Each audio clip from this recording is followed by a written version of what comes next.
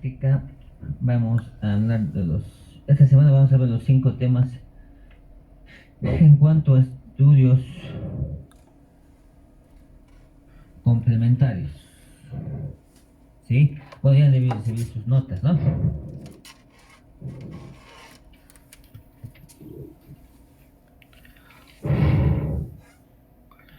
Bien. Les ha llegado a su grupo los temas, ¿no? Sí, Sí, doctor. doctor. Ya. Ahí está Johnny Valencia. Ya. Valencia Johnny. Subelsa. Bien. Bien, entonces, como tienen los temas, pues es para que vayan, por lo menos vayan fijándose en un ratito que tengan tiempo para ir repasando y para ver en qué consiste. Bien, eh, entonces en esta práctica ya deben saber ustedes, obviamente sus compañeros se han comentado, bueno, o como fuese, ya se deben enterar de que vamos a ver lo que es radiografía de tórax, tomografía, espirometría y broncoscopía en esta primera semana en cuanto a lo que corresponde a las prácticas. Justamente ver los estudios de gabinete, los más solicitados, ¿no? Y los principales que se utilizan en el tema de nuestra rama de neumonología, ¿sí? Eh, Justamente lo vamos a empezar con la radiografía de tórax, ¿no? Creo que es el principal estudio y el primero que vamos a pedir ante algún paciente que va a tener algún cuadro respiratorio, ¿no? Viene un paciente a tu consulta o va a tu urgencia o va al hospital y tú lo atiendes y va con algún síntoma respiratorio. Después de hacer el examen físico, tú vas a tener que evaluar si realmente necesita un estudio y en ese caso, si necesitaría un estudio, seguro que vamos a empezar con una radiografía. Y en base a lo que se encuentre esta, pues recién veremos pidiendo los otros estudios complementarios para poder llegar a un diagnóstico. Pues entonces, para hablar de rayos X y no solamente de tórax, pues no tienen que conocer las 5 densidades que se van a manejar en una placa de tórax, ¿no? Vamos a ir a la densidad blanca, que se llama radiológicamente, tiene la terminología de que es radiopaco, y la densidad negra, que tiene la terminología radiológica de radiolúcido o radiotransparente, también, ¿no? Cualquiera de los foros. Entonces, si nosotros vemos esas 5 densidades en una radiografía de tórax, vamos a nosotros a poder darnos cuenta de que la densidad más blanca, o que es intensamente radiopaca o muy radiopaca, como quieran ponerle, pues es metal, ¿no? Luego, la densidad simplemente moderadamente radiopaca o moderadamente blanca, si quieren así ponerle, pues es la densidad cálcica que forma parte de los huesos.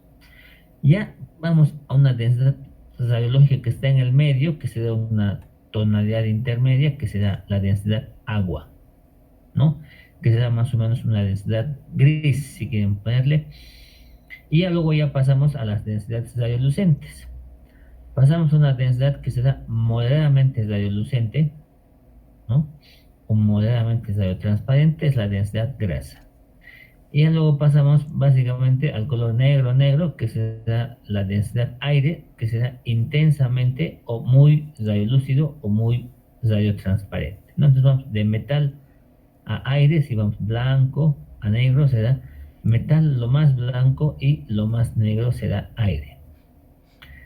Sigue siendo blanco, pero menos blanco será calcio. Si hablamos de negro, menos negro será la grasa. Ya una tonalidad en el medio, que será un color más o menos gris, será la densidad líquida, ¿no? Que será el agua. Entonces ahí están las 5 densidades, que es una densidad muy radiopaca o intensamente radiopaca, ¿no? El metal, ¿no? Y fíjense, ¿no? Del marcapaso con su cable. Ya una densidad moderadamente radiopaca, ya no es muy o intensamente, simplemente moderadamente, es la densidad ósea, obviamente dado por el calcio que está formando parte de la estructura ósea, o sea, de que todo lo que concierne al esqueleto óseo en la caja de tórax. Si vamos a una densidad, a un tono intermedio, ¿no? vamos a ver la densidad agua o densidad líquida. Y que justamente se ve acá en esta radiografía y también en este maniquí o en ay, no me medio el nombre. Pero bueno, entonces fíjense, ¿no? En esta imagen, ¿no? Se está describiendo básicamente la densidad líquida, que es todo lo que concierne al líquido, y obviamente el líquido forma parte, digo, la sangre está constituida de líquido, y obviamente pues el líquido, todo lo que concierne el que está dentro del corazón, los grandes vasos, la trama vascular, ¿verdad? Y en este ejemplo, pues aquí tenemos una densidad líquida, que es un desame pleural, ¿no? Que está velando o borrando, por tanto dando una imagen más o menos radiopaca a nivel del ángulo costo diafragmático derecho principalmente. ¿Ves? Entonces aquí está la palabra hemograma. Entonces en esta maqueta que ven aquí, ahí se ve, ¿no? El corazón, los grandes vasos y los vasos que entran a cada pulmón y forman el hilio pulmonar, y luego como se van ramificando, dividiendo la trama vascular dentro del pulmón. Entonces la densidad agua o tonalidad intermedia, básicamente en la radiografía 3 representaría todo lo que concierne a la silueta cardíaca, los grandes vasos, los hilios y la trama vascular que se va a ver dentro de los campos pulmonares. Y en este ejemplo también pueden ver, ¿no? De que hay un desame pleural, entonces esa es la tonalidad intermedia, que es la densidad agua por el desame que hay en ese ángulo costo diafragmático derecho.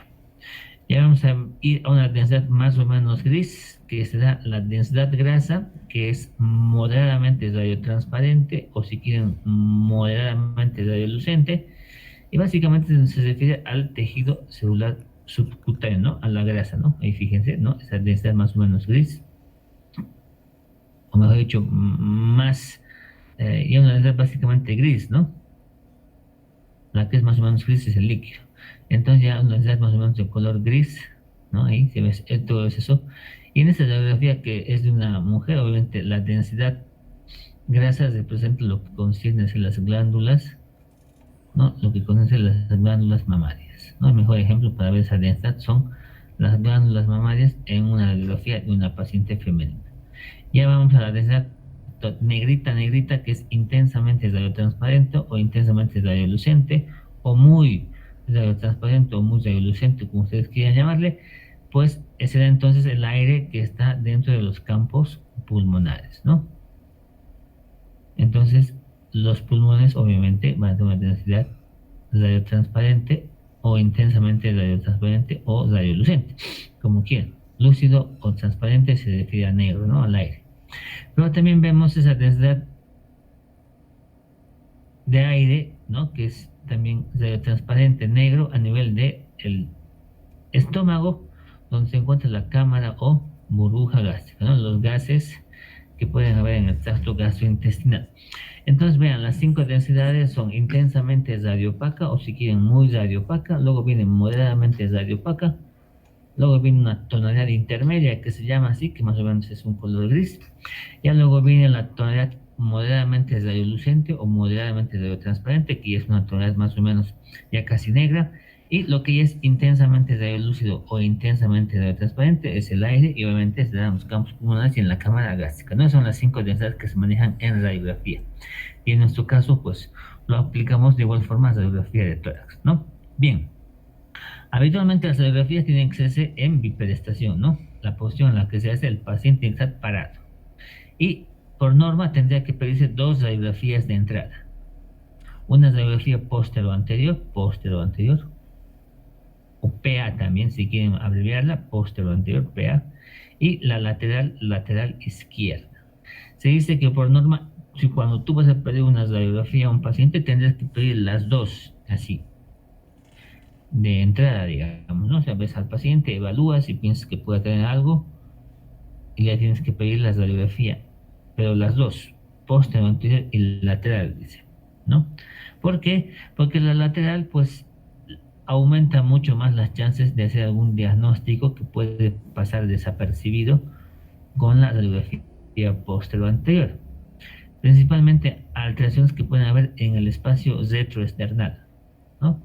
todo lo que haya detrás del esternón, justamente acá, pues es un punto ciego, ¿no? Yo no veo, porque ahí está el esternón y que me puede tapar alguna lesión que pueda haber a nivel del espacio retroesternal.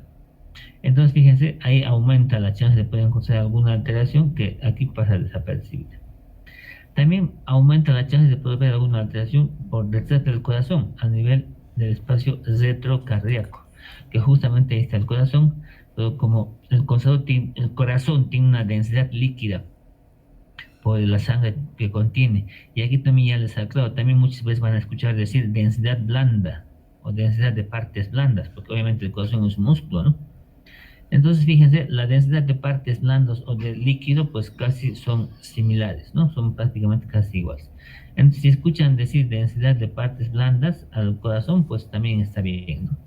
Entonces, la idea de que detrás del corazón puede ser que yo no vea nada, porque justamente puede estar tapando alguna alteración. Entonces, yo al hacer una lateral, fíjense, puedo ver lo que hay detrás del corazón, o sea que puedo ver lo que a nivel del espacio retrocardíaco derecho, ¿no? Digo, a nivel del espacio retrocardíaco, no derecho, estoy hablando aquí, operías. Entonces, la radiografía lateral te aumenta mucho más la chance de poder ver entonces alguna alteración a nivel del espacio retroesternal y y a nivel del espacio retrocardíaco, que en esta puede pasar desapercibida, ¿me entienden? Y otra cosa también que la lateral te permite identificar derrames pleurales de mínima cuantía, ¿no? O sea, se dice que con la radiografía lateral tú puedes ver derrames que se hacen evidentes en la radiografía de tórax a partir de los 50 ml, que con esta proyección póstero anterior, los derrames a partir de 50 ml pasan desapercibidos. Se dice que en la radiografía póstero anterior, los derrames se hacen visibles a partir de 100, incluso otros 200 o hasta 300, dicen, ¿no? Entonces suponemos que esta imagen de derrame que tiene en esta proyección póstero anterior, seguro que el líquido es más de 200, ¿no? O mucho más, por eso se hace evidente. Entonces, fíjense, por esa razón se dice que tiene que complementarse siempre con una radiografía lateral, ¿no? Pero bueno, es lo que se dice, pero tampoco cumplimos tal indicación, ¿no? Nosotros hablando de eso y tampoco con el ejemplo no hacemos eso, ¿no? Es así. Porque tú pedir dos radiografías en nuestro medio a dos personas ya les sale como 300 bolivianos, ¿verdad? Entonces, pues ya es un gasto también. Pero también, si lo hacemos de otro punto, también es de la lógica, ¿no? Lo que hacemos a veces es pedir la radiografía y esperamos que da esta, y si da alguna alteración en esta proyección, recién completamos con la otra proyección, que también sería lo más lógico. Porque si las dos radiografías habituales que se piden es la póstero anterior y la lateral izquierda, se dice también, ¿no?, de que si yo encuentro una alteración en el lado derecho, pues complementaré con una lateral derecha. Si yo encuentro alguna alteración o duda en el lado izquierdo, pues complementaré con una radiografía lateral izquierda, ¿me entienden? O sea que, pues a veces uno también espera qué encontrar y deciden complementar, ¿no?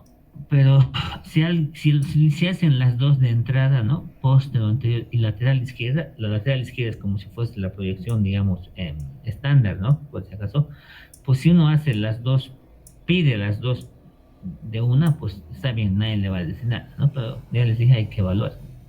Algunas personas tienen para radiografía justo y a veces no tienen ni para comprar el medicamento. Pero bueno, entonces siempre lo recomendable y lo habitual es hacer las dos, ¿bien? Póstero anterior y lateral izquierda, por si acaso, ¿sí? Y eso yo me acuerdo bien porque el jefe de mi servicio, cuando yo hice la especialidad, nos decía, ¿por qué no complementan una lateral? Porque ¿acaso son ustedes como esas figuras pintadas en las pirámides de Egipto? Nos dicen, porque han visto las figuras simplemente están así, como que están de lado, pero al final de cuentas su tórax está puesta de frente, ¿verdad? Entonces nos dicen, no pueden pedir también una lateral. Entonces, si piden las dos, está correcto, ¿sí? Pero es lo recomendable. Póstero anterior y lateral izquierda. Ya saben, la lateral izquierda porque aumenta mucho más, ya saben, porque permite evaluar los espacios retroesternales, retrocardíaco y los ángulos. Bien. Ahora, ¿qué tipo de proyecciones hay? Las más utilizadas por nosotros. Hay una que es la anteroposterior, se denomina anteroposterior porque el rayo ingresa por la parte anterior, ¿no? Vean, se hace el disparo y ingresa por ahí. Y la placa o chasis donde se va a imprimir, pues está pegada hacia la espalda. Entonces, esta es anteroposterior.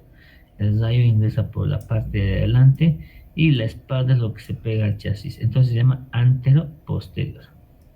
Esta proyección, pero solamente está por ahí, se puede hacer en cualquier persona, pero básicamente está indicada para hacer en aquellos pacientes que tienen poca movilidad, mejor dicho, más que movilidad, pues no se los puede movilizar mucho, mejor dicho, o no se los puede transportar de un lugar a otro.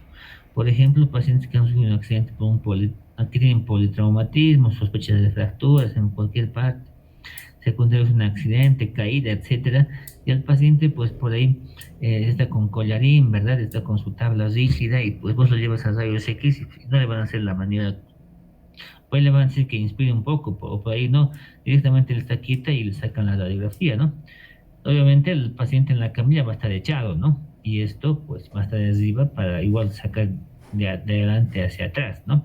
Pacientes que están en terapia intensiva, que están ventilados más aún a un respirador y que se los puede mover poco o nada, también esa es la proyección, ¿no?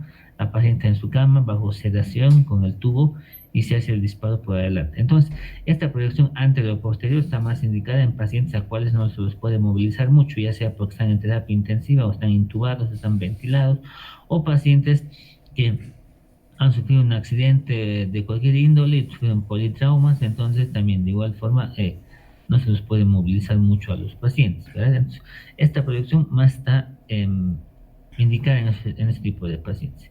En cambio, y nuevamente volvemos a hablar, esta proyección, la posterior o anterior, es la que nos hacemos nosotros, digo, no nosotros, es la indicación habitual que uno tiene que solicitar, ¿no? Aquella persona que viene a tu consultorio caminando o está internada, la cosa es que la paciente no tiene de movilizarse, solo se lo puede movilizar, pero no está contraindicado, digamos, ¿no? Aquellas personas que se les puede hacer la movilización de un lugar a otro estando internado, digamos, o en terapia, pues sería la posterior anterior. Y obviamente el que viene a consulta con mayor razón, ¿no? Venir caminando por sus medios de igual forma. Entonces, la posterior anterior, digamos, será la proyección más habitual, ¿no? Aquellos pacientes que se les hace de forma normal, que pueden movilizarse o se los puede movilizar, etcétera. Posterior anterior, porque el rayo ingresa por la espalda, por la parte posterior, y el chasis, el que está pegado hacia el pecho, ¿no? Posterior anterior. Luego tenemos la lateral izquierda y derecha. Acá tengan cuidado de que al decir lateral izquierda, uno estaría pensando que ingresa el rayo por el lado izquierdo, pero cuando hacemos las laterales, pues se da la nomenclatura no según por dónde ingresa el rayo, sino qué lado está pegado al chasis, ¿no? Acuérdense de que anterior o posterior porque el rayo ingresa por la parte anterior, posterior anterior porque ingresa por la parte posterior. Uno dice lateral izquierda, tendría que ingresar por el lado izquierdo, no, más bien en los laterales es al revés. Se dice izquierda porque el lado izquierdo es el que se va a pegar en el chasis. Y se dice derecha porque es el lado derecho. Entonces, en las laterales, para decir derecha o izquierda, no es por qué lugar ingresa el rayo, sino qué lado es el que está apegado o apoyado, mejor dicho, qué lado está apoyado hacia el chasis donde se encuentra la placa para que luego sea impresa. Entonces, al decir lateral derecha o izquierda, no es por el lugar por donde ingresa el rayo, sino qué lado es el que está apoyado hacia el chasis. Luego tenemos la proyección lordótica, que vean, es esta proyección así, donde si hablamos por dónde ingresa el rayo será igual a una anterior posterior, digamos, pero se dice lordótica porque justamente la persona va a apoyar parte de la columna y solamente las ápices o las puntas supuestamente de los pulmones, ¿no? O sea, lo que la persona apoya es la columna cervical y básicamente los omóplatos, ¿no? Vean, todo lo demás queda libre, no está apoyada.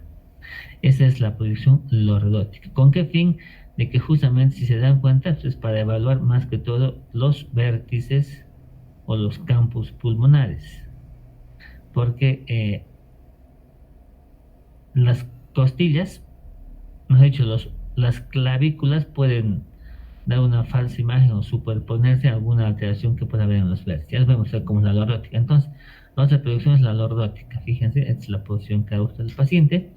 Y la otra proyección tenemos la lateral con zayo horizontalizado, ¿no? La paciente de cúbito lateral, pero el zayo es horizontalizado, ¿no? Por ahí uno pensaría de que la paciente se eche boca arriba y el zayo y el equipo de zayos dispare de arriba hacia abajo, ¿no? Pero no. Al decir zayo horizontalizado, justamente el zayo va a ir en forma horizontal, ¿no? Y la persona tendrá en posición de cúbito. En este caso, la posición de cúbito lateral sería derecho, ¿no? Con el rayo horizontalizado. Esta proyección se solicita en neumo sobre todo para ver o buscar desmanes pleurales que estén encapsulados o estén ya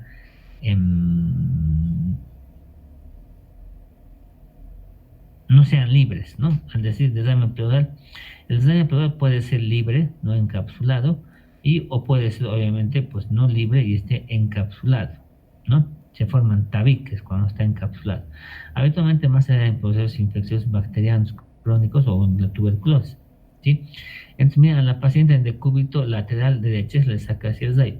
Ahora se dice de que si tú en una radiografía previa, que seguro lo vas a tener, en una proyección normal, anterior por posterior anterior, si tienes quieres ver si el desame que tiene, ¿no? Digamos, en el lado derecho tiene un desame, ¿no? Como en esta radiografía, ¿no? Aquí tiene un desame, aunque aquí es evidente, obviamente, pero tú quieres ver si el líquido está libre, si se mueve dentro de la cavidad o no se mueve, porque si se mueve, pues está libre, si no se mueve, pues está encapsulado, y hay algo que ha hecho que el líquido se encapsule, que no se desplace. Lo más probable es que sean tabiques, y cuando hay eso, pues, y más aún de un largo tiempo, puede ser que sea un proceso infeccioso bacteriano o un proceso infeccioso por tuberculosis, ¿no? Porque si no fuese nada de infección, el líquido habitualmente anda libre, se puede movilizar de un lado a otro. Entonces, es la proyección de cúbito lateral con rayo horizontalizado, ¿no? Entonces aquí están las proyecciones, fíjense, antero-posterior, posterior-anterior y lateral. ¿Cómo diferencio una antero-posterior de una posterior-anterior? En lo siguiente, en la antero-posterior, habitualmente, casi siempre, estoy diciendo casi siempre, las clavículas son más o menos horizontalizadas. Los arcos costales posteriores son un poco más oblicuos de lo normal. Entonces, las costillas más o menos horizontalizadas y los arcos costales más o menos oblicuos, ¿no? Esto sería en la anteroposterior.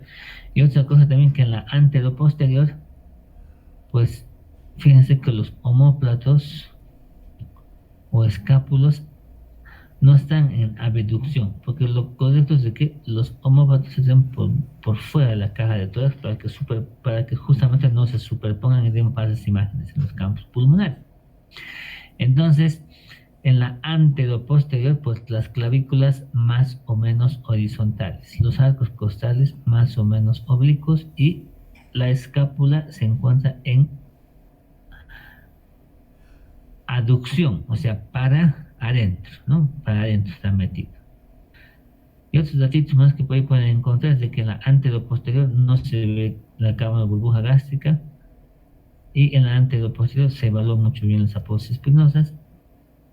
En cambio, en la posterior anterior, pues las clavículas son más oblicuas, o sea que la posterior anterior, sus clavículas más oblicuas con respecto a la anteroposterior. Los arcos costales en la posterior son más horizontales, en cambio en la oblicua son más verticales. Digo, en la anteroposterior son más verticales.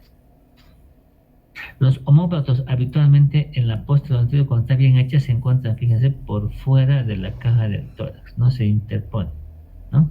No se van a interponer, fíjense. Y además en la posterior anterior también casi siempre se encuentra la cámara de burbuja gástrica, porque a este paciente le han hecho en biperestación, segurísimo. En cambio, este paciente, si se fijan, capaz de tener algún tema, está en terapia, pues sigue con su cable, fíjense, sigue con su cable de monitoreo. Y además el paciente que está en terapia y bajo ventilación no te va a hacer caso porque está durmiendo, ¿verdad? O sea que si vos le digas meta el aire y insufle, pues nada, si está dormida. Entonces por esa razón también de que pues los omóplatos en la anteroposterior están así, ¿no? Dentro, o sea, en aducción y no están en abducción como en la posterior anterior. Fíjense, mediante estos pasos uno puede reconocer una anteroposterior de una posterior anterior. Es la que habitualmente vamos a pedir, ¿no? A todos. Y esta, cuando el paciente es un politrauma o está en terapia intensiva y no se lo puede movilizar la anteroposterior. Además, otra cosa en la anteroposterior, por la proyección que se toma, fíjense que el rayo ingresa por delante, pues habitualmente hace que el corazón se vea más grande de lo normal, o sea, magnifica la imagen. En la anteroposterior se magnifica la imagen del corazón, ¿no? Entonces las diferencias, nuevamente, anteroposterior, clavículas más o menos oblicuas, posterior anterior, nuevamente, anteroposterior, clavículas más o menos horizontales, posterior anterior, clavículas más o menos oblicuas, anteroposterior, los arcos costales son más o menos oblicuos. En la posterior anterior, los arcos costales son mucho más horizontalizados. En la anteroposterior, pues el omóplato pues no está en abducción, está en aducción, como que la imagen del omóplato puede dar falsas imágenes porque se superponen con las de los campos pulmonares. En cambio, en la posterior anterior, pues sus omóplatos están en abducción, o sea, para afuera, debido a que esta persona ha hecho bien la maniobra, le han dicho que meta aire, ha insuflado, por tanto eleva los hombros, por tanto las clavículas se hacen más oblicuas y por tanto el omóplato sale más hacia afuera, ¿no? Entonces, esas son las diferencias principales. Pero si uno encuentra algunas diferencias así extras, digamos, pues en la anteroposterior no se ven las apófisis espinosas y en la posterior anterior sí. En la anteroposterior no hay cámara o burbuja gástrica, en cambio en la posterior anterior sí hay cámara o burbuja gástrica. Y esta es una lateral, ¿no? Una lateral izquierda, parece. Así que ustedes, si pueden, no es que se van a leer un tema entero, simplemente fíjense y busquen cómo yo diferencio una lateral izquierda de una lateral derecha, con unos simples pasos, ¿sí? Esta es la lordótica. ¿Para qué se hace la lordótica? La proyección es la que hemos visto que el paciente está casi así semiechado y solamente apoyando la parte superior o la parte de los vértices de campos pulmonares, ¿no? Y todo lo demás hemos visto que está como que nada apoyada. Justamente la lordótica es para poder evaluar con mucha claridad los vértices y campos o lóbulo, no he dicho vértices o campos superiores. Porque fíjense que vean en una posterior anterior, que es una proyección normal, se ven las clavículas ahí, que pueden dar algunas falsas imágenes o alguna superposición de imágenes, ¿no? Y que justamente en el caso de tuberculosis, pues las lesiones muchas veces empiezan en los vértices de los campos pulmonares y a veces estas costillas pueden superponerse con alguna alteración, no te permite evaluar bien. En cambio, vean, al hacer la lordótica y la posición que se adopta justamente el paciente cuando hace la radiografía, han visto que las clavículas como que aparecen y quedan por encima, por fuera. ¿Ya? Aquí así están las clavículas. Entonces ya no se superpone. Esto te permite evaluar muy bien los vértices pulmonares, más aún en los sumerios que hay otros casos de tuberculosis, y la tuberculosis donde especialmente empieza o habitualmente donde comienza, pues justamente en los campos superiores, ¿verdad? Entonces la lordótica es para que te deje libre los vértices pulmonares y no haya la superposición de las clavículas. Luego la de cúbito lateral con el rayo horizontalizado, ¿no? Que es para ver si el derrame pleural está libre. Sí. Disculpe que le interrumpa una preguntita. Entonces, en un caso sospechoso de tuberculosis, ¿podemos pedir una proyección lordótica? Siempre y cuando pues hayas tenido una previa esta y te queda alguna duda, ¿no? Vos haces esta proyección posterior anterior y vos te fijas a ver si hay alguna imagen sospechosa. Y si te queda alguna duda, dices, me parece que hubiese algo aquí, ahí recién pides la lordótica. Pero si vos has hecho esta y estás seguro que no hay nada, pues ya no es necesario pedirla. Solamente en caso de que haya alguna duda. La lordótica es la segunda opción nomás, doctor. Claro, es como segunda opción. Habitualmente uno pide esta Y si ve algún infiltrado que puede haber en los vértices y digas, pues ahí me parece que hubiese algo aquí, entonces en ese caso si pides la lordótica para confirmar. Pero si vos ves ya de entrada y no hay nada, pues no hay nada. Porque justamente incluso nos han enseñado, ustedes deben, no sé si alguien les ha hecho, pero muchos confundimos, ¿no? En nuestra formación, de aquí vemos cosas donde no hay muchas veces, y mira, que hay muchas veces decíamos nosotros, mira, aquí parece que tiene una caverna, decíamos cuando estábamos estudiando, ¿no? Y vean es simplemente la coincidencia, la posición del borde superior de la clavícula, ¿no? Ahí del borde entero del arco costal o de la primera costilla, y vean que se dibujaba como una caverna. Incluso la llamaban la caverna de los inocentes, ¿no? Porque vos estás viendo algo que no hay.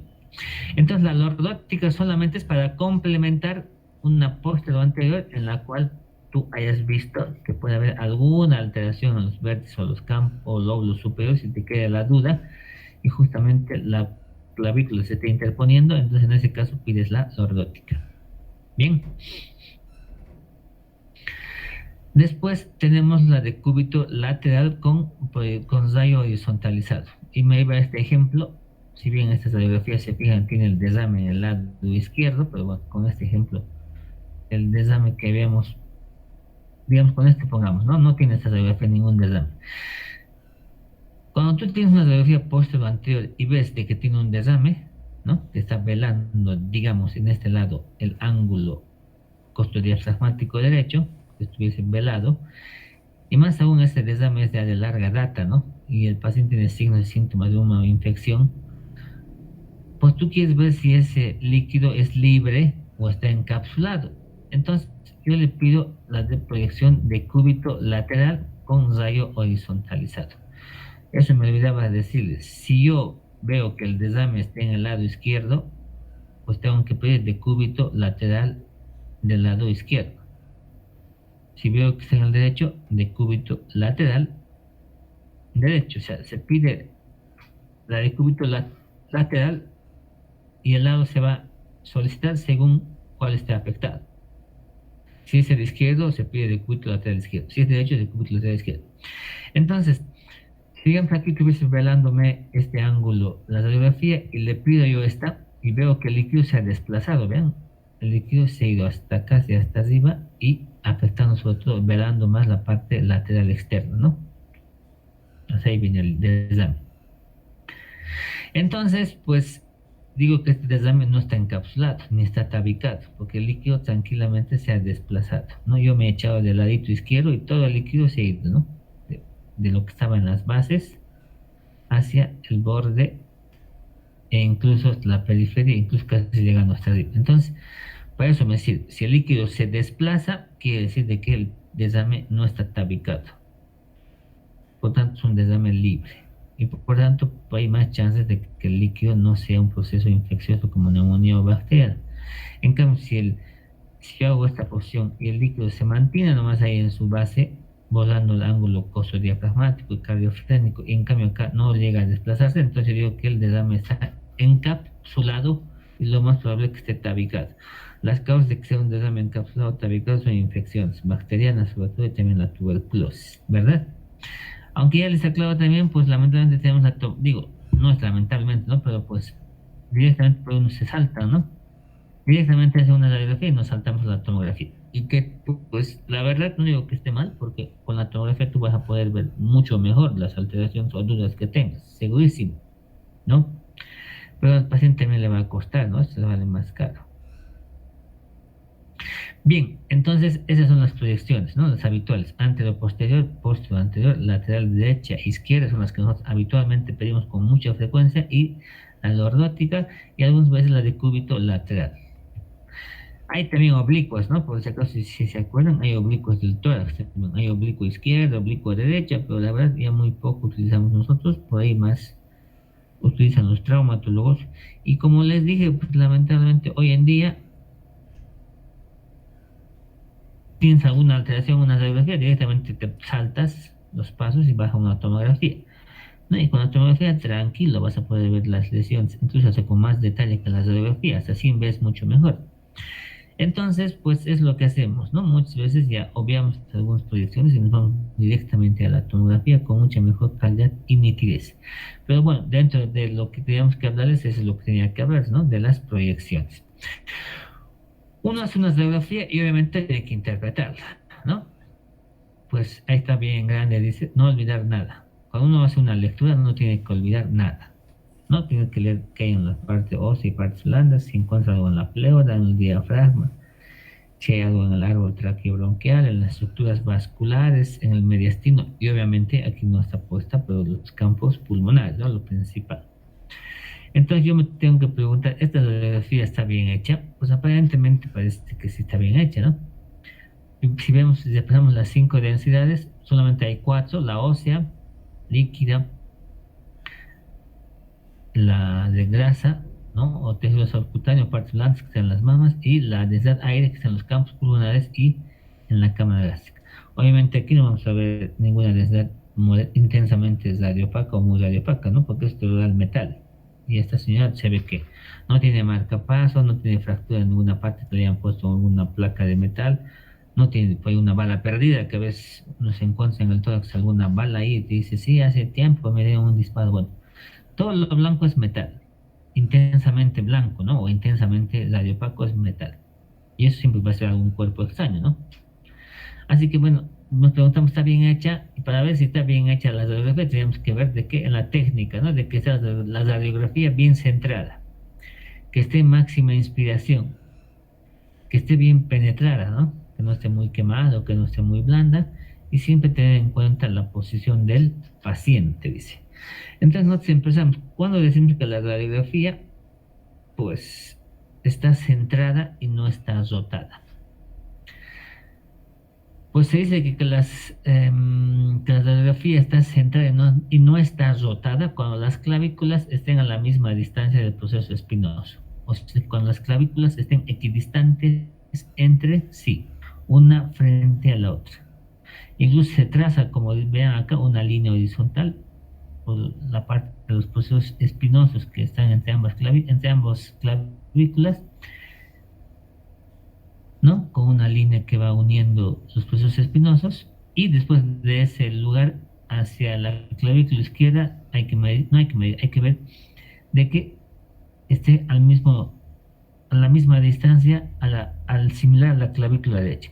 O sea, de que la clavícula izquierda tiene que tener una distancia a esta línea media similar a la derecha. Y si uno se fija, pues tanto la derecha como la izquierda parece de que sí tienen más o menos la misma distancia. Y además están equidistantes entre sí. Entonces ahí dices que la radiografía está centrada y no está rotada. E incluso algunos miden unos ángulos, sacan un ángulo de este lado y con este otro lado empiezan a medir y tienen que los ángulos coincidir, pero bueno, no vamos a llegar hasta tanto. Entonces, para ver que esté centrada y no esté rotada, simplemente que ambas clavículas estén equidistantes entre sí y estén a una misma distancia, tanto la izquierda como la derecha, de las apófisis espinosas, ¿no? Entonces ahí dices que está centrada y no está rotada. 2. La radiografía se hace máxima inspiración, ¿no? Se dice al paciente que meta el aire y que aguante. Para decir que está hecha en máxima inspiración, no tenemos que contar de 8 a 10 arcos costales anteriores y de 8 a 10 posteriores. Entonces, fíjense, yo quiero ver que esta placa esté bien inspirada, entonces tengo que contar de 6 a 8 arcos anteriores. Entonces aquí 1, 2, 3, 4, 5, 6, 7, 8. O sea que hay 8 arcos costales anteriores. Está bien inspirada.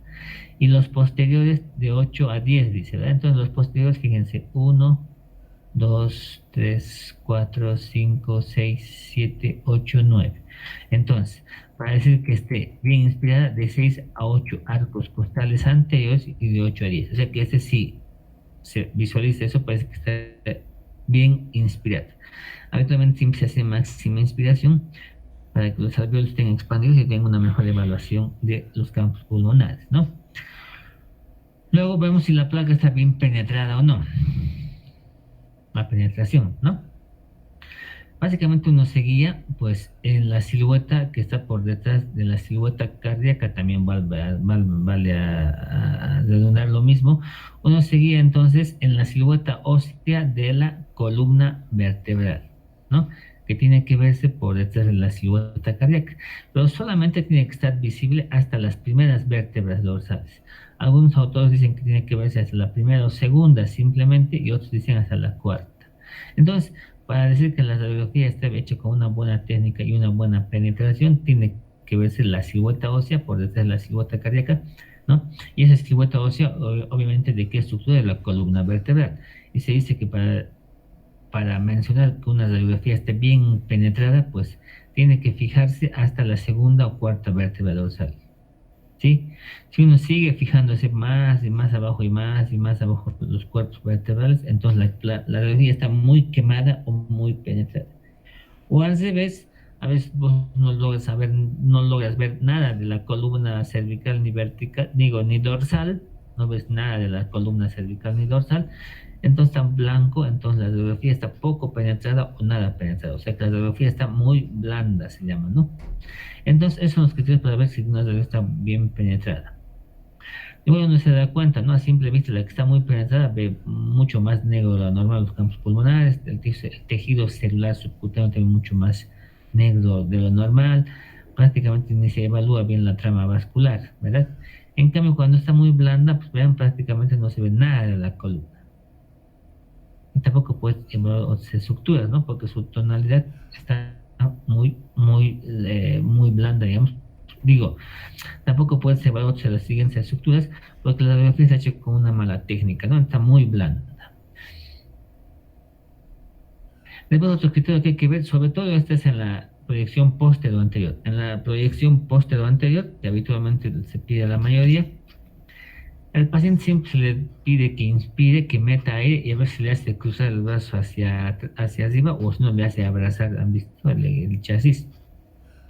Entonces, por eso de que, pues, el omóplato, ¿no? Está por fuera de la caja del tórax, está en abducción.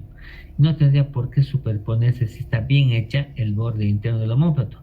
Vean, como en este ejemplo se ve que el borde interno está superponiendo una parte del pulmón, ¿no? Vean, ahí viene. Donde está marcado es el borde. La radiografía no está hecha con abducción completa como tal, ¿no? No está el omóplato por fuera de la caja del tórax.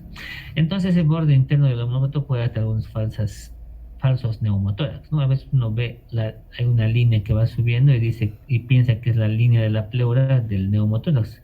Sin embargo, simplemente vean, es el borde de la escápula o el omóplato. Entonces, fíjense de que, sobre todo en la proyección póstero anterior, ¿no? Tiene que cumplir este criterio donde, pues, el omóplato esté en abducción, ¿no? Con rotación interna, ¿no? Y el paciente esté parado. O sea, que entonces el hombro tiene que estar con rotación interna y hacia afuera, ¿no? En abducción. Y este último criterio, aunque para mí siempre los compañeros debería ser el primero, antes de interpretar la radiografía tenemos que ver de que estén todas las estructuras que tenemos que evaluar, ¿no?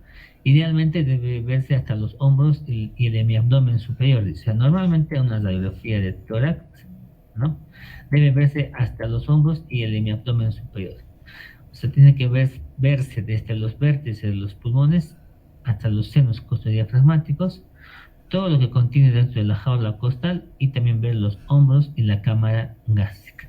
Entonces, el último criterio que dice que tiene que incluirse todas las estructuras que te está hablando básicamente si la radiografía está completa o incompleta. Yo ya les digo de que en sí eso primero tendremos que evaluar antes de ver lo demás. O sea, me traen esta radiografía, yo me fijo si está completa. Para ver si está completa hemos dicho de que tiene que verse la articulación de los hombros, o sea, la articulación acromioclavicular. ¿Se ve? Sí. Tiene que verse también los vértices, los campos pulmonares, ¿se ve? Sí, se ve bien. Tiene que verse también los ángulos costodiafragmáticos y cardiofrénicos. Sí, se puede evaluar. Y dice maestro que tiene que verse parte del hemiabdomen superior, o sea, de que la radiografía también toma parte, vean, del hemiabdomen superior. Y también otro criterio que me olvidaba es de que hay que fijarse de que digo, la radiografía por lo menos tiene que incluir las últimas vértebras cervicales. Entonces, para decir que la radiografía esté completa, nuevamente tiene que incluirse por lo menos las últimas vértebras cervicales. De esa forma nos aseguramos de poder evaluar los vértices o campos pulmonares. Tenemos que ver también en la radiografía la articulación acromioclavicular de ambos lados para decir de que la placa sea completa. Y en la parte de abajo tenemos que evaluar, se tiene que ver parte del abdomen superior y que te permite evaluar muy bien los ángulos costodiafragmáticos y cardiofrénicos. Entonces, este último objetivo de ver si incluye todas las estructuras debería ser primero, porque si una radiografía no está completa, digamos, la radiografía viene cortada por acá, o al revés por acá, o al revés por aquí arriba, yo no estoy evaluando alguna parte, por más pequeñita que sea, capaz justo ahí es el problema. Entonces, primero tengo que ver que esté completa, ¿no? Con lo que hemos hecho. Y una vez al decir que vemos de que está completa, recién hacemos la interpretación de la radiografía de tórax. Entonces, para ver que cumpla con los criterios de que está bien hecha, tenemos que ver de que la placa esté completa, está en máxima inspiración, ¿no?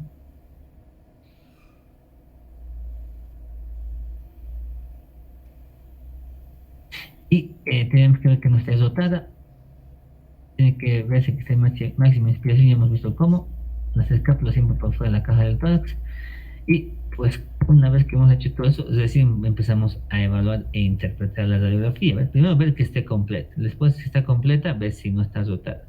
Después si ves si no está dotada, ves de que tiene una buena penetración. Y después si ves que tiene una buena penetración o no la tiene, tienes que fijarte de que los homóplatos tienen que estar por fuera de la caja de tórax, tienen que estar en abducción. Y también tenemos que ver la calidad de la placa, a ver si está bien penetrada con las silueta de la columna vertebral, que para decir que una radiografía esté bien penetrada, pues tiene que verse desde las primeras vértebras dorsales, ¿verdad? Bien, entonces ya hemos visto de que la radiografía tiene que estar bien hecha, cumplir con esos criterios, ¿no? Y una vez que tenemos, pues tenemos que hacer la interpretación, y él se puede en la anterior diapositiva o en las anteriores donde dice de que no tenemos que hacer la evaluación de la placa sin olvidarnos nada, ¿no?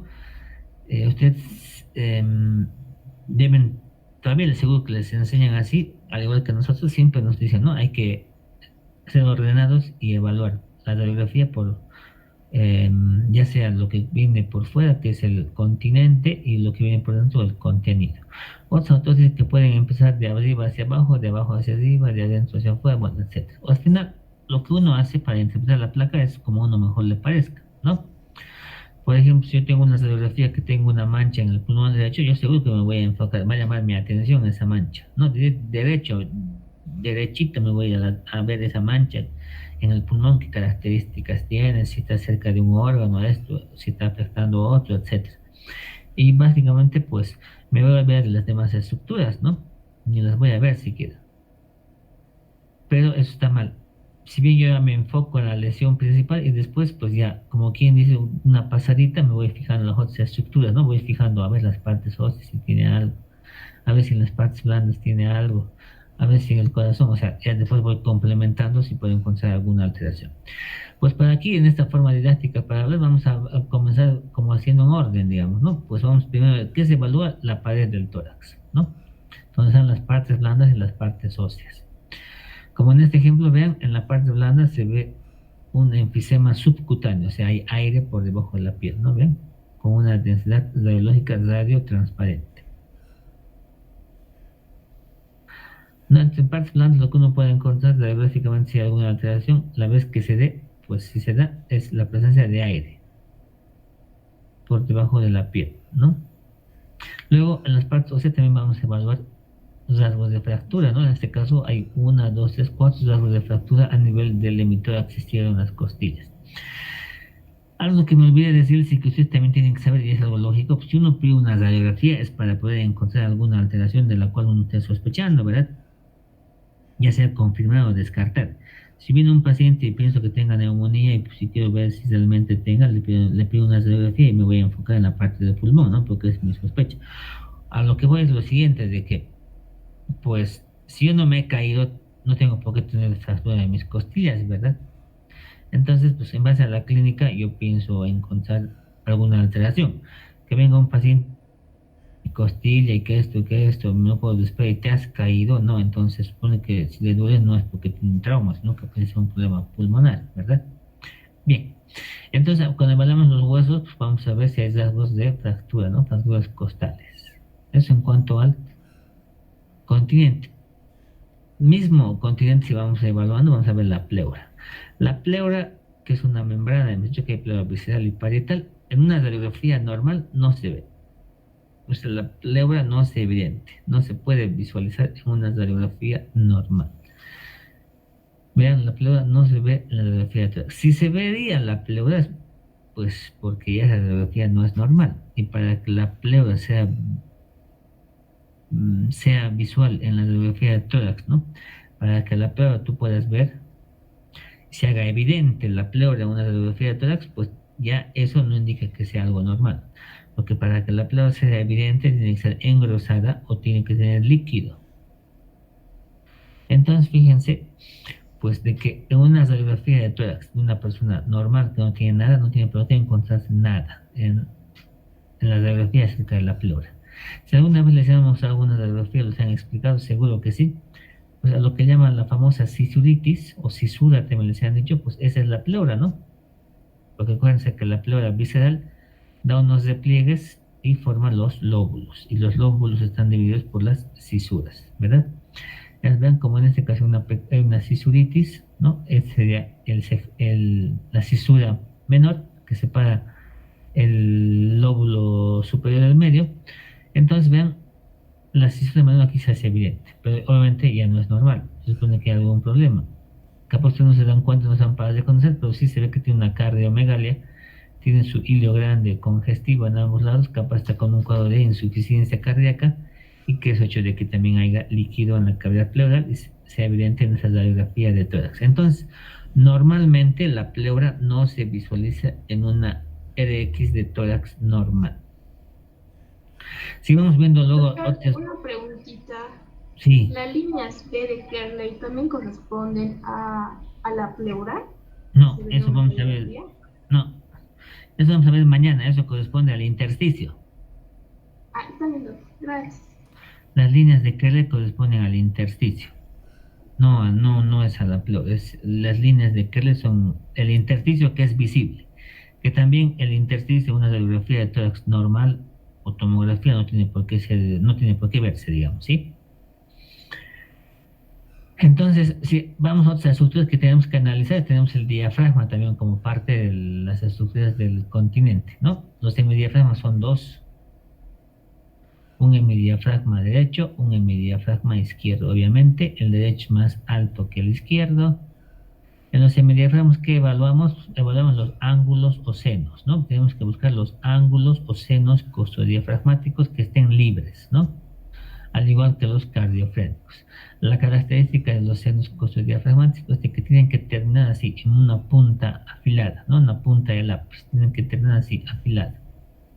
No tienen que tener puntiagudos, los senos costodiafragmáticos. El cardiofrénico derecho no termina en una punta afilada, más o menos como que está amputado, justamente porque por ahí, donde está el número 10, pasa la vena cava inferior. Y en el izquierdo, sí, su punta de ese seno ya es un poquito más afilado, pero igual siempre menos que de los ángulos. O sea que de los ángulos costodiafragmáticos es donde los senos tienen que terminar en punta de lápiz, bien afilada. Y si somos estrictos, como les dije, fíjense, esta radiografía no es completa. Ya por ahí dejamos de lado la articulación acromioclavicular, porque al fin y al cabo se ven los campos pulmonares. Pero, si soy muy exquisito, vean, no termino de ver completamente los ángulos, ¿verdad? Hemos dicho que los ángulos tienen que examinarse y verse por completo con toda la claridad en la radiografía de tórax. Entonces, fíjense, en este caso, como que lo han cortado, no han calculado el tamaño al paciente y ha hecho de que pues, los ángulos estén fuera, ¿verdad? No se puede visualizar. Entonces los diafragmas hay que analizarlos de esta forma. El derecho es más alto que el izquierdo. En el derecho, ¿por qué? Porque está el hígado. En el izquierdo puede encontrarse casi siempre la cámara o burbuja gástrica. Los ángulos o senos de los hemidiafragmas tienen que tener en una punta afilada como el lápiz. Tenemos que ver de que los hemidiafragmas, tanto el derecho e izquierdo, sean simétricos y estén centrados. O sea, ¿de qué tienen que parecerse morfológicamente, digamos, la forma? Ambos, ¿no? Para ver que estén simétricos y estén centrados. Entonces, nuevamente les digo, ¿no? Los senos tienen que estar libres, las cúpulas centradas y el derecho ligeramente más alto que el izquierdo. ¿Por qué tenemos que ver que esté centrada? Por esto, justamente. La cúpula diafragmática que está derecha centrada no está centrada. Fíjense como que se ha deformado y como que se hubiese elevado y se hubiese más dirigiéndose hacia la parte externa y más alta, ¿no? No tiene esta morfología así como el izquierdo, ¿no? Debería por aquí más o menos bajar. En cambio, no está centrado, se ha descentrado mi diafragma derecho. ¿Por qué? Justamente porque hay líquido. Pero uno dice, pero no está velando los senos, ¿no? Lo más correcto es que cuando hay desame, hay líquido en la pleura, esté velando los senos costodiafragmáticos cardiofrénicos. Uno para pasar desapercibido y puede pensar de que simplemente es el hígado que está grande, aunque por ahí también muchas veces puede ser. Sino cuando el hemidiafragma no está centrado y está descentrado, como en este caso, pues puede ser de que sí haya desame, pero no es un desame que va a velar los ángulos, sino es un líquido, un desame que está entre el pulmón y el hígado, que se llama desame pleural subpulmonar, ¿no? Subpulmonar, que está por debajo, digamos, ¿no? Entonces, fíjense, cuando el hemidiafragma no está centrado y está descentrado y adquiere esa forma así que como que se va abriendo y se va para la parte lateral, no cae, digamos, su borde como debería caer por este lado, pues entonces decimos que ese hemidiafragma no está centrado y por tanto puede ser de que haya una causa para que esté descentrada, es de que haya desame. ¿Cuál desame? Subpulmonar, líquido que está en el medio del pulmón y el hígado. ¿Sí? Y fíjense aquí también, vean cómo se ve muy bien la cámara o burbuja gástrica, ¿no? Que está la que está pegada o cerca al hemidiafragma izquierdo. Si vamos entrando para más adentro, digamos, ¿no? De ahí de afuera para adentro, otras estructuras que hay que evaluar es la tráquea, la vía aérea. No, la tráquea habitualmente, fíjense, como que baja paralela a la columna, o sea, se dibuja una sombra, ¿no? Junto a la columna. Llega hasta la carina donde se divide, da su bronquio fuente derecho y luego da su bronquio fuente izquierdo.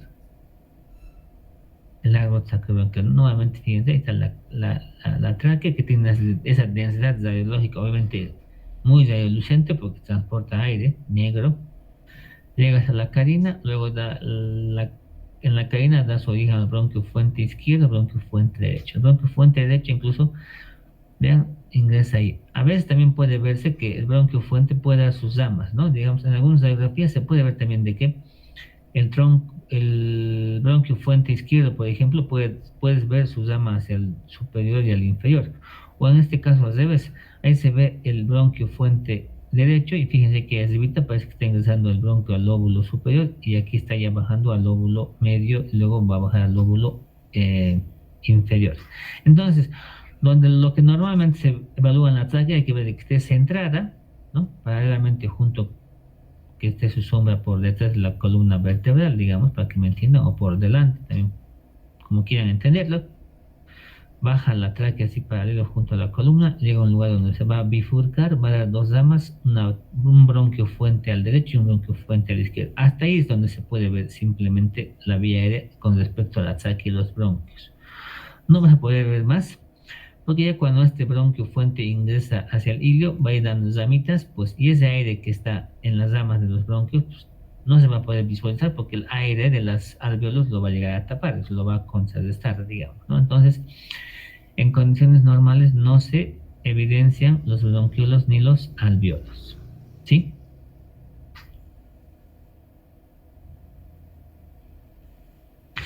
Luego aquí vamos a ver en cuanto a los espacios aéreos. Básicamente nos vamos a referir cómo se dividen o cómo se proyectan los lóbulos de cada pulmón, ¿no? Fíjense, el pulmón derecho tiene tres lóbulos, ¿no? El lóbulo superior, medio e inferior.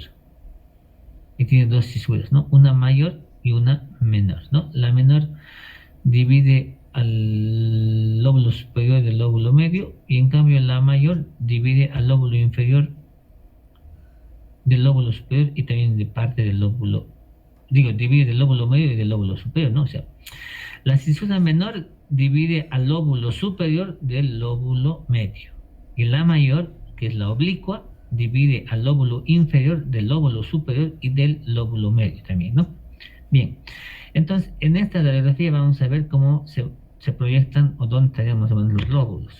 Fíjense, todo esto sería el lóbulo superior, ¿no? Donde uno se imagina, digamos, ¿no? Donde tendría que estar siempre justo en la parte superior del y ápice del pulmón. Todo esto sería el lóbulo superior. Este de aquí es el lóbulo inferior, no me estoy equivocando, es el lóbulo inferior, este de aquí. Y este de aquí es el lóbulo medio. Fíjense, este es el lóbulo medio. O sea que vean, el lóbulo superior y el inferior son los más grandes del lado derecho y el lóbulo medio es el más pequeño. Y si uno ve cómo se proyecta, fíjense que el lóbulo inferior prácticamente ocupa también todo lo que contiene la parte media, ¿no? Lo mismo que aquí se ve en la radiografía lateral. ¿A qué voy con este punto? De que muchas veces uno dice, se ve un infiltrado en el lóbulo superior, dice, digamos, apunta ahí, pues, y básicamente no es el lóbulo superior. Mejor pongamos en este ejemplo más claro. Por ahí uno ve alguna lesión o algo aquí en esta parte, cerca al ángulo costodiafragmático derecho, y uno, como ve ahí, dice, pues, ¿no? ¿Es parte del lóbulo inferior? Sí, evidentemente. Pero vean, la parte interna, la paracardíaca, pues le corresponde más al lóbulo medio, ¿no? Fíjense. Si bien también está el lóbulo inferior, pero más al lóbulo medio. Entonces, aquí va esto de que por ahí uno dice infiltraron lóbulo superior, infiltraron lóbulo medio, infiltraron lóbulo inferior, pues sin embargo no es el lóbulo que está afectado, ¿no? Porque, visto, las proyecciones son diferentes, algo que uno supuestamente se imagina. Entonces, lo mejor, yo les he dicho a sus compañeros, para no caer en ese error de decir lóbulo, sin embargo no es el lóbulo como tal, es dividir a los pulmones en tres campos, ¿no? Campo superior derecho, campo medio derecho y campo inferior derecho, ¿no? Así no estamos nosotros especificando de decir de qué es el lóbulo. Ya les puse el ejemplo, ¿no? Yo puedo decir aquí que es el lóbulo inferior, pero sin embargo es el medio, fíjense, es así. Entonces es mejor y más práctico dividir a los campos pulmonares, tanto derecho e izquierdo, en tres partes. La parte superior, uno poner lóbulo, campo superior derecho. La parte media, campo medio derecho. Y la parte inferior, campo inferior derecho. Y en el izquierdo también se hace lo mismo. Campo superior izquierdo, campo medio izquierdo y campo inferior izquierdo. Así nos estamos nosotros evitando ese error de asegurar de que ese infiltrado realmente corresponde a un lóbulo. Ya hemos visto de que vean la proyección de los lóbulos es totalmente un poco diferente, especialmente del medio y del inferior en el lado derecho, ¿no? Del izquierdo de igual forma, vean, el izquierdo, el lóbulo superior izquierdo le correspondería a todo esto. El lóbulo inferior izquierdo sería todo esto. Y la língula sería todo esto. Y que la língula es parte del lóbulo superior izquierdo. Entonces también en el izquierdo puedo dividir, ¿no? Decir campo superior izquierdo, campo medio izquierdo y campo inferior izquierdo. Y así me evito de que yo realmente esté ahí asegurando de decir si es el lóbulo como tal, ¿verdad? Entonces son sus proyecciones en la radiografía posterior o anterior del lóbulo del pulmón izquierdo y así su proyección en la radiografía lateral, ¿no?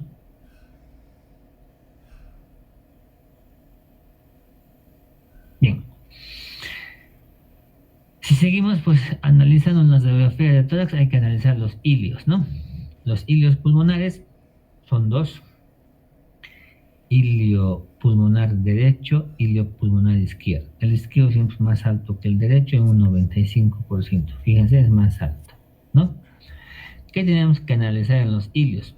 Acuérdense que cada hilio está formado por arteria pulmonar, venas pulmonares y un bronquio fuente y los ganglios, el sistema linfático. O sea, de que en este hilio, digamos, justo ahí se ve, está el bronquio fuente del pulmón izquierdo. Ahí se ve la arteria pulmonar, tendría que ser venas pulmonares y los ganglios linfáticos. ¿Ves? Eso constituyen un hilio, ¿no? Contienen una arteria, vena, bronquios y ganglios linfáticos. Cuando analizamos los hilios, tenemos que ver de que ambos hilios tengan la misma forma, el mismo tamaño y la misma densidad. O sea, de que yo veo un hilio derecho, el izquierdo tiene que tener más o menos la misma forma, tiene que tener la misma densidad y el mismo tamaño. Porque si yo veo un hilio que está deformado o está agrandado o está de densidad diferente con respecto al otro, yo ya tengo que ver entonces ese hilio puede tener algo. Y la causa para que justamente esté deformado, alterado, aumentado de tamaño, de densidad diferente, puede ser de que sea un problema justamente vascular, como habla de arterias y venas, o un problema nada que ver con los vasos, sino que ver con los ganglios. Y si por ahí es la afectación de un ganglio, pues yo puedo darme cuenta y por ahí a tiempo puedo hacer un diagnóstico que puede haber sido una enfermedad fatal, ¿no? Porque para que los ganglios se agranden y se infarten, puede ser desde procesos infecciosos, como llamamos tuberculosis ganglionar, o puede ser otro tipo de enfermedades más graves, ¿no? Como algunos cánceres o neoplasias, ¿no? Linfomas o leucemias, que justamente la afectación principal va a ser de los ganglios. Entonces, de esa forma hay que analizar los hilios que tienen que tener la misma forma, el mismo tamaño, la misma densidad, y de que el hilio izquierdo siempre en un 95% es más alto que el hilio derecho, ¿no? Entonces los hilios también hay que analizarlos porque, pues, a partir de eso podemos hacer un diagnóstico importante y salvar la vida del paciente y así no pasa desapercibido.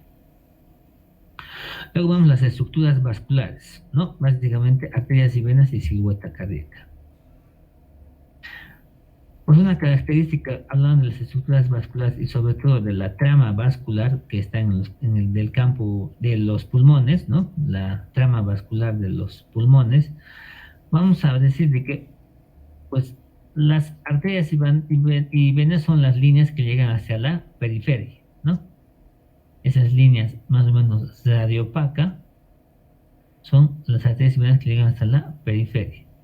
Las arterias cuando salen del hilio salen con un grosor determinado y a medida que van yendo hacia la periferia, este grosor va disminuyendo, no como las ramas de un árbol, les pongo el ejemplo, ¿no? Sale una rama gruesa, va yendo hacia la periferia, se va a dividir, por ende esas ramas que se van a dividir son más delgadas, esas ramas van a seguir yendo hacia la periferia y se van dividiendo, o sea de que pues el grosor, ¿no?, de la parte de la trama vascular va disminuyendo hacia la periferia. De que cuando un vaso sale del hilo con un diámetro gruesito, a medida que va yendo hacia la periferia, se va adelgazando y se hace mucho menos grueso, ¿no? Va disminuyendo. Y habitualmente la trama vascular, tanto arterias y venas, se visualiza mucho mejor en las bases, o sea que en los campos medios y las bases donde se visualiza mejor la trama vascular. Es por eso de que se dice, y es verdad, obviamente es lógico, de que los ápices o vértices de los campos pulmonares son mejor ventilados, pues justamente se ve más negro que el resto de los demás, ¿no? Si bien los campos pulmonares son radiolucentes y radiotransparentes, pero un poco más radiolucentes y mucho más radiotransparentes va a ser la parte del pulmón de los campos superiores, ¿no? La parte superior. ¿Por qué? Porque los campos pulmonares en la parte superior están mejor ventilados, porque llega mejor el aire, en cambio en la base están mejor irrigados, ¿no? Entonces uno diría campos superiores de ambos pulmones bien ventilados, mal irrigados, y bases bien irrigadas y mal ventiladas, ¿no? ¿Me entienden? Entonces, esta es la característica de las arterias y las venas de los campos pulmonares. En cuanto también a las estructuras vasculares, en la radiografía de tórax vamos a analizar la silueta cardíaca, ¿no? Fíjense, ¿no? Vamos a ver la silueta cardíaca. Y vamos a decir de que pues hay que medir la silueta cardíaca, ¿no? Para sacar un valor así, aunque sea de forma temporal, ¿no? Para ver si esa silueta cardíaca está agrandada, ¿verdad? Si ese corazón está agrandado. Y justamente cómo se saca el índice cardiotorácico. se traza una línea vertical, ¿no? Por las apófisis espinosas, ¿no? Desde las vértebras que están más o menos por encima de los vértices pulmonares, ¿no? Se traza una línea vertical, así de esa forma, que va a pasar por las apófisis espinosas, y de esa forma divide al tórax en hemitórax derecho y hemitórax izquierdo. Se traza una segunda línea horizontal, ¿no? Que va del ángulo costodiafragmático derecho al ángulo costodiafragmático izquierdo, ¿no? Y después, pues, se va a medir, ¿no? Se va a medir, pues, del borde del corazón derecho hacia esa línea vertical, ¿no? Se va a medir este borde, ¿no? La parte más distal de ese borde, mejor dicho.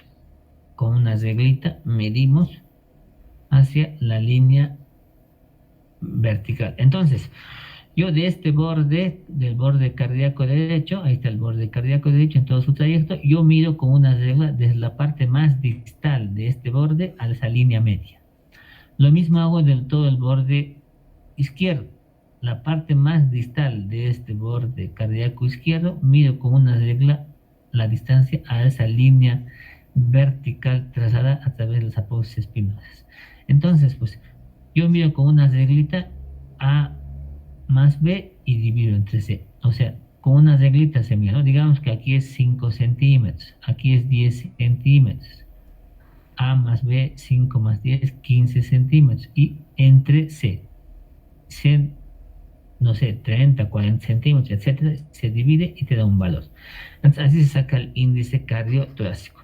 Estas líneas, ya lo estoy aclarando, esta línea que se traza del borde cardíaco izquierdo y del borde cardíaco derecho, pues tiene que ser la parte más distal, más alejada. Supongamos que este borde cardíaco derecho aquí esté lo más alejado, de ahí se traza. Supongamos que de aquí esté el borde cardíaco izquierdo, el borde más alejado, de ahí se traza, ¿no? Ojo, no es que tienen que estar al mismo lugar.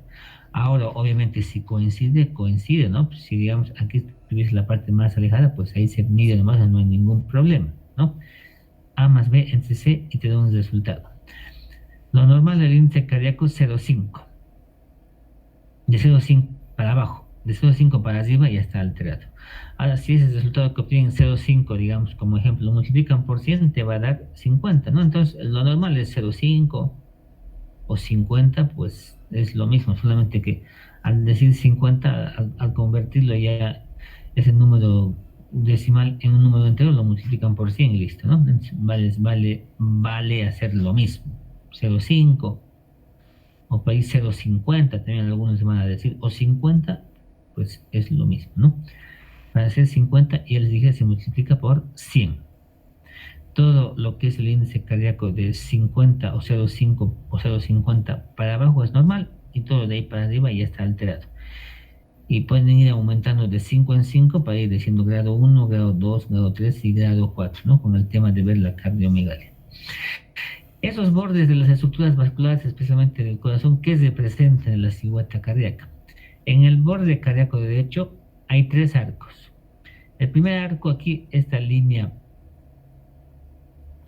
negra, es el borde de la aurícula derecha. Se continúa con el borde de la aorta ascendente, y esta aorta ascendente, pues básicamente se continúa con la vena cava superior, ¿no? En cuanto a los bordes estoy hablando, ¿no? Por si acaso. Entonces, el primer arco aquí del lado derecho es el borde de la aurícula derecha. El segundo arco, el borde de la aorta ascendente, y el que lo continúa será la vena cava superior. En el lado izquierdo hay 4 arcos. Este arco de color rojo le corresponde al ventrículo izquierdo. Ese arquito naranja es lo poco que se puede ver del techo, lo que llaman también la orejuela del aurícula izquierda, ¿no? Luego, esa línea morada es el borde que forma el tronco de la arteria pulmonar, y la línea verde fluorescente lo que corresponde al callado de la aorta. Entonces, en el lado izquierdo de la silueta cardíaca hay 3 arcos, y en el lado derecho de la silueta cardíaca, el borde del lado derecho tiene 3 arcos, y el borde izquierdo de la silueta cardíaca tiene 4 arcos, ¿sí? Por si acaso, ¿no? Entonces, cada arco que representa, ¿no? Y por último, pues en cuanto a los tórax, hay que ver también el mediastino, ¿no? El mediastino es ese espacio que está en el tórax, ¿no? Si se acuerdan algo, pues mucho nos olvidamos, ¿verdad? La memoria es frágil. Y entonces, pues y hay 3 mediastinos, mejor dicho, mediastino anterior, medio y posterior, ¿no? En base a unas líneas que se trazan a partir de la columna y se dirigen a otro lado, etcétera. Tampoco yo ni me acuerdo cómo se trazan las líneas para dividir el mediastino, pero bueno, hay 3 mediastinos, anterior, medio y posterior, ¿no? El medio es el que nos interesa. ¿Por qué? Porque en el medio está justamente, nuevamente, el corazón y los grandes vasos. Al decir grandes vasos, aorta, arteria pulmonar y venas pulmonares, y también, obviamente, se encuentran los ilios, ¿no? Entonces, cuando uno va a evaluar el mediastino, pues tiene que evaluarlo similar a cuando uno evalúa el ilio, ¿no? Hay que ver de que el borde cardíaco derecho, pues no esté más ancho, ¿no? Lo mismo que el borde cardíaco izquierdo, ¿ves? Si aquí viene, digamos, viene el borde, lo que estoy trazando que es normal, ¿qué tal si el borde viene por aquí, digamos, ¿no? Y se va alejando y se hace así. Entonces ya estoy viendo que ese mediastino está ensanchado, porque se ha ensanchado mucho más de lo normal. ¿Y a causa de qué? Pues a causa de que el borde, ¿no? De este caso estuviese más distal. Entonces yo tengo que ver si ese borde pues, le corresponde a una estructura vascular, como por ahí puede ser el ventrículo izquierdo, o por ahí le puedo ver si no es el ilio, que los ganglios se han crecido y se han aumentado y han hecho de que ponen una imagen aquí, ¿no? Como haciendo de que, haciendo mejor dicho, de que el mediastino se ensanche, lo mismo en el lado izquierdo, ¿no? Entonces, al evaluar el mediastino tenemos que evaluar de que el mediastino no esté ensanchado, o sea, de que los bordes cardíacos, tanto izquierdo y derecho, no estén muy alejados, ¿no? De la línea media no estén muy distales, no se vean abriendo. Si el mediastino se ensancha y los bordes cardíacos se ven más anchos de lo normal, entonces tenemos que ver de que justamente sea algo vascular, como el corazón, la aorta o la arteria pulmonar o la vena. Y si no es algo vascular, también puede ser que sean los ganglios que han ido creciendo tanto, formando como una especie de masa y de igual forma haciendo que el mediastino se ensanche. O sea que las patologías que pueden producir de que el ilio se deforme o que se ensanche el mediastino casi básicamente son las mismas, ¿no? O sea, cualquier problema vascular o cardíaco o de los ilios o de los ganglios pueden producir los ilios deformados o en su caso un mediastino ensanchado. Y para terminar vamos a ver justamente aquí 2 signos fundamentales. Si bien hay muchos más como signos fundamentales en rayos X, vamos a ver 2 signos. Un signo fundamental es el signo de la silueta y otro signo fundamental es el signo del broncograma aéreo. El signo de la silueta, ¿a qué se refiere? Se refiere de que cuando se va a presentar este signo, cuando 2 estructuras de la misma densidad radiológica, vean, de la misma, dice, o si quieren pueden entender también de densidades radiológicas similares, ¿no? Por ejemplo, densidades radiológicas similares, pues puede ser líquido y partes blandas, ¿no? O sea, la densidad de líquido y de partes blandas son similares, por ejemplo. Y si hablamos de la misma densidad, entonces se da líquido con líquido y se da partes blandas con partes blandas, ¿no? Entonces, cuando 2 estructuras de la misma densidad radiológica o densidades radiológicas similares, pues cuando están en contacto entre sí, va a ser de que radiológicamente se fusionen sus contornos o sus bordes o sus siluetas, y en ese caso nos da el signo de la silueta, donde se va a borrar o velar un borde de esas estructuras. Y habitualmente va a ser la del corazón, ¿no? Por eso es de que se llama signo de la silueta, porque se está velando, se está borrando la silueta en lo que corresponde hacia el lado izquierdo. Fíjense, no se ve, ¿no? Yo veo muy bien el borde cardíaco derecho, pero el izquierdo no se ve, porque esta estructura que tiene una densidad radiológica similar, ¿no?, al líquido que contiene la sangre en el corazón, o también a la densidad similar de partes blandas que tiene el corazón, pues lo está velando y está bosando. Y este no hay, se bosa el borde cardíaco izquierdo. Entonces, ese es el signo de la silueta positivo, ¿no? El signo de la silueta es cuando se va a bosar o se va a velar justamente el borde de la silueta cardíaca, ya sea izquierdo o derecho. En cambio acá sí también hay una densidad radiológica similar al líquido o partes blandas, pero no está velando, no está bosando el borde izquierdo de la silueta cardíaca. Vean, se ve ahí. Aquí parece que hubiese líquido o alguna otra cosa de que pues puede hacer de que se bose el borde, pero no se está bosando. Fíjense. Entonces vean, aquí sí tiene signo de la silueta porque no hay el borde y aquí no tiene. Así que si uno puede decir signo de la silueta positivo o signo de la silueta negativo. O simplemente no dice nada de los dos, dice radiográficamente presenta el signo de la silueta y listo, ya estás hablando de que tiene, ¿no? De que está velado, bosado. Entonces, el signo de la silueta se refiere sobre todo a la silueta básicamente del corazón, que alguno de sus bordes es velado o es bosado por otra estructura con una densidad radiológica similar, ¿no? De que al fusionar o estar en contacto las dos estructuras, pues hacen de que se bose o se vele el borde de la silueta cardíaca. Entonces, el signo de la silueta, cuando dos estructuras de la misma densidad radiológica o densidades radiológicas similares y que están en contacto entre sí, fusionan sus contornos o sus siluetas. Y por tanto, te da el signo de la silueta. ¿No? Ahí está el ejemplo más claro en esta radiografía. No tiene borde y aquí sí se ve el borde. Entonces aquí sí tiene el signo de la silueta y aquí no tiene, ¿no? Y por último, el signo del broncograma aéreo. El signo del broncograma aéreo se refiere a que cuando dos estructuras, pero de densidad radiológica diferente en este caso, ¿no? Va a hacer de que se pueda dibujar o se pueda ver el contorno de una de esas estructuras, que es la que habitualmente va a contener aire en su interior, ¿no? O sea que va a ser de que cuando dos estructuras, ¿no? Con densidad radiológica diferente, ya sea líquido versus aire o partes blandas versus aire, etcétera, pues va a ser de que cuando esas dos estructuras de densidad radiológica diferente están en contacto, va a ser de que se pueda dibujar o se pueda ver el contorno de la estructura que contiene aire en su interior. Entonces, ese es el signo del broncograma aéreo. Fíjense, en esta radiografía de tórax, aquí parece que tiene una neumonía, donde el pulmón, de lo que es radiolúcido, se está volviendo más o menos radiopaco, porque es lógico, porque esos alvéolos se están llenando de líquido por el proceso infeccioso, por eso ya pierde esa lucidez el pulmón, y por tanto, pues, en ese lugar, los alvéolos están llenando de líquido.